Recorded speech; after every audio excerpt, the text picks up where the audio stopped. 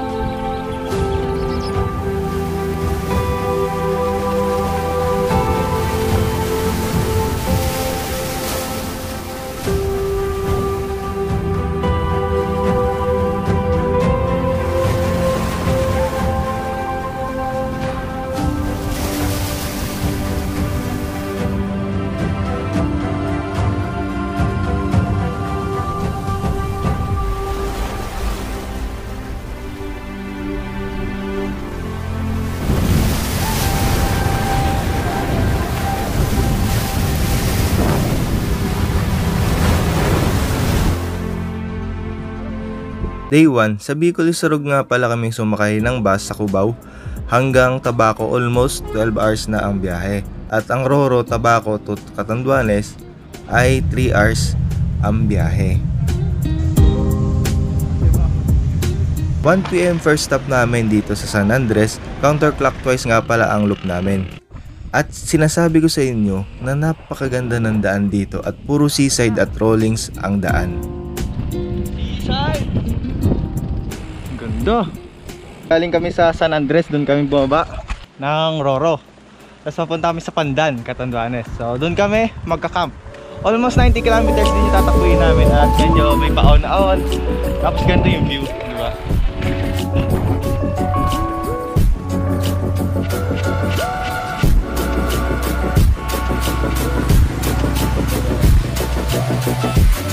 Parang 50 kilometers na lang, nasa Pandan na kami, doon kami magka-camp. So dapat before 5 nandun na kami. Kung hindi, gagabihin kami sa campsite.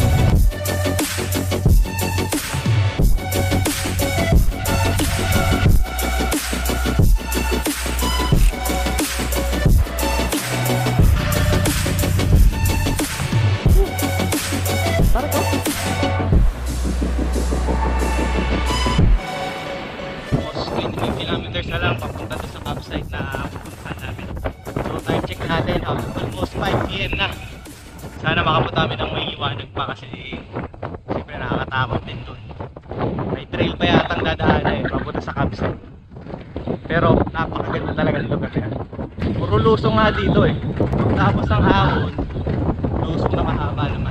10 kilometers pa at dito na kami nabutan ng sunset at alam namin na gagabihin kami papunta sa Tuwad-Tuwadan Lagoon. Pagdating sa barangay hall ng Oga, 2.5 kilometer pa na uphill at sobrang dilim ng daan. At marami ding asong nakagala. Based sa Google Maps dito kami pinadaan at nakiusap lang kami sa bahay-bahayan para makadaan. At umpisa na din dito ng trail at almost 30 minutes na kapaan sa dilim. 8 PM na rin kami nakarating dito sa campsite at nag-set up na rin kami para magpahinga. Day 2, ganito pala ang setup ng hammock ko at ang view ay napakaganda. Hindi ko akalain na napakaganda pala dito.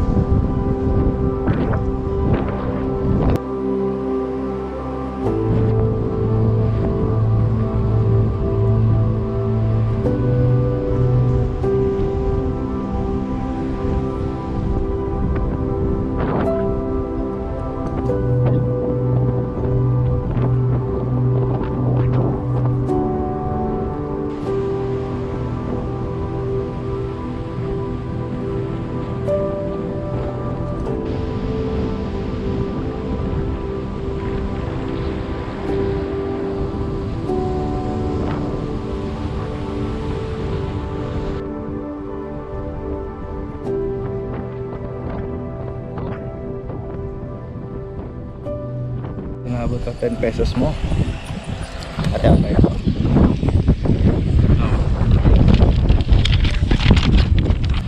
Malaylayo pa, 120 kilometers pa lalakbay namin.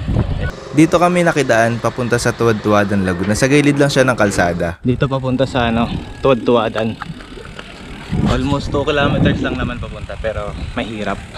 Day 2 namin dito sa Catanduanes. Puro padyakan lang ang day 2 namin kasi kailangan namin padyakin yung 120 kilometers dahil sa laspag na kami sa init at walang katapusang ahon at lusong. Inabot na rin kami ng gabi dito. Yung plano naming 120 kilometers naging 95 kilometers. Tempo naman dito sa natigilan namin tindahan dito sa showroom ng Gigmoto. Si Kagawad pala yung may-ari. At dito na rin kami pinatuloy ni Kagawad sa court nila, kubo niya. Kaya maraming salamat talaga kay Kagawad. Patulog din.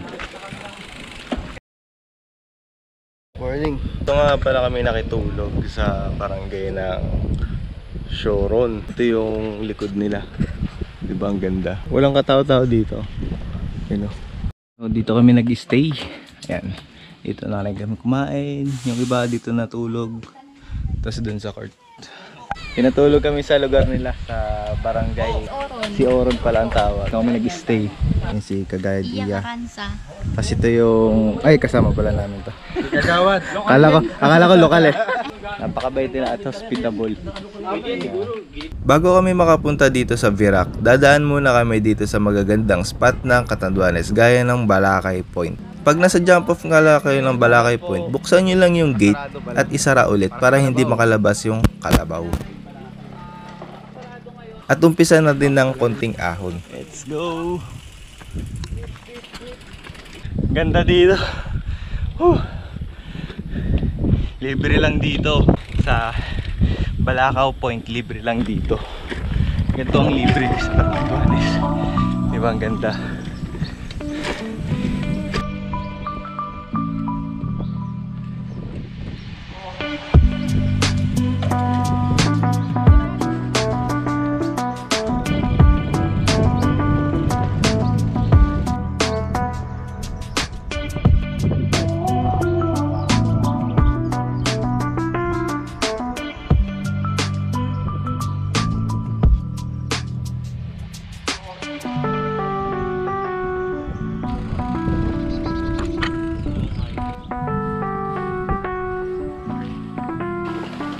Sarangan para yung mga kalabaw di makalabas.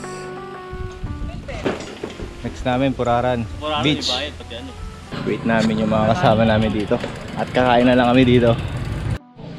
So ito gulay. Ito yung view namin oh.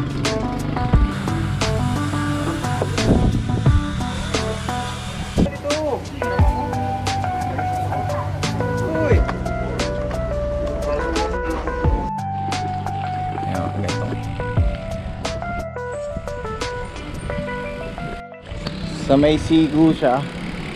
Ito yung makikita niya. Dito ang papunta sa Binurong Point. Ahon. Ahon.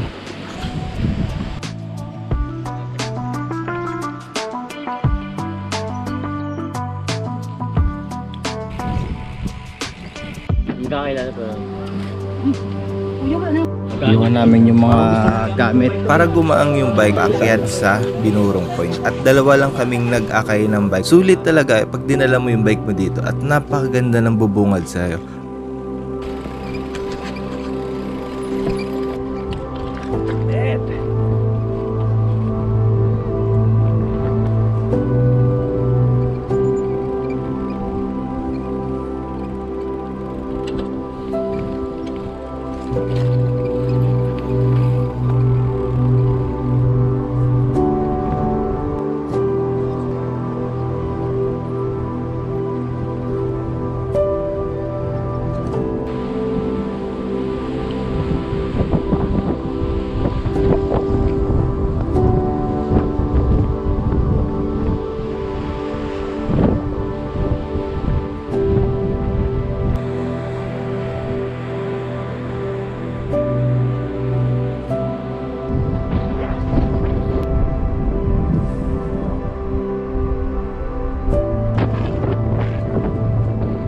Kailangan na namin umalis dito at medyo sumasama na rin yung panahon. At kailangan namin padyakin pa Virac at medyo malayo pa din yun. Let's go! Dito na ulit tayo sa National Highway. Galing kami sa Bilurong Point. Almost ilang kilometro na lang naman to. Tapos diretso na tayo Virac. At mag-stay tayo, bukas na tayo uuwi. Good thing lang dito kasi hindi tayo inulan. Pero sobrang init naman nung nag-ride tayo, kaya medyo nakakapagod lang talaga. At ang maganda lang kasi dito, mababait yung mga tao. Pati yung mga tourist spot, napakamura. Lalo na sa mga pagkain nila. Yung mga pagkain dito, napakamura at napakasarap. Hindi nagkulang, hindi nagsobra. Ay diba, kasobra pa nga eh. Sobra yung ulam, sobra yung pampalasa, kaya ang sarap, solid talaga. As ang dami nila mag-serve ng kanin. Pupuntahan nyo to, try nyo rin yung clockwise or counterclockwise. Kaya mag-ride kayo dito, ride safe na lang. At magbaon ng maraming pasensya sa ahon at lusong at brake pads. Yun lang. 6 PM na din kami nakarating dito sa Bato Church at sa Virac na din kami magpapalipas ng gabi. Day 3, dito na rin kami nakitulog sa Virac Port. Good thing lang dito kasi nakaligo na rin kami sa CR at napakasarap ng tulog namin dito. Parga na tayo pa kasi sa San Andres eh. Para ma-full loop natin yung Katunduan. Signal number 1 na ngayon dito eh. Kaya sana makalis pa rin yung Roro. Eh, dito sa Virac Port. Malakas na rin yung alon. Sana lang makalis tayo sa San Andres. Sumaglit nga pala ako dito sa Twin Rock Formation kasi madadaanan lang naman ito sa Virac to San Andres, kaya sumaglit muna ako dito at napakaganda talaga dito.